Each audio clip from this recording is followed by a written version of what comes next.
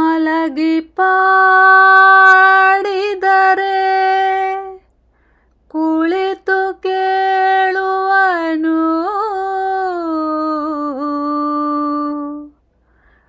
ಕುಳಿತು ಪಾಡಿದರೆ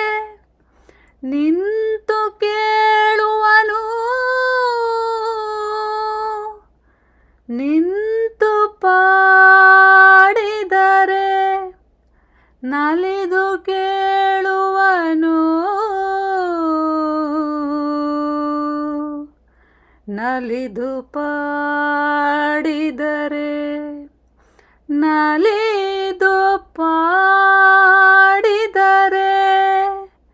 ಸ್ವರ್ಗ ಸೂರೆ ಬಿಟ್ಟನೆಂಬ ಪುರಂದರ ವಿಠಲ.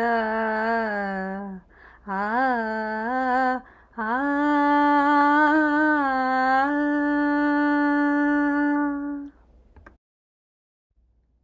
ಹಗಲು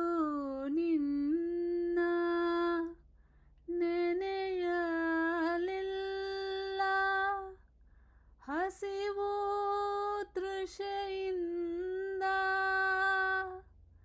ഇരുಳು ನಿನ್ನ ನೆನೆಯಲಿಲ್ಲ,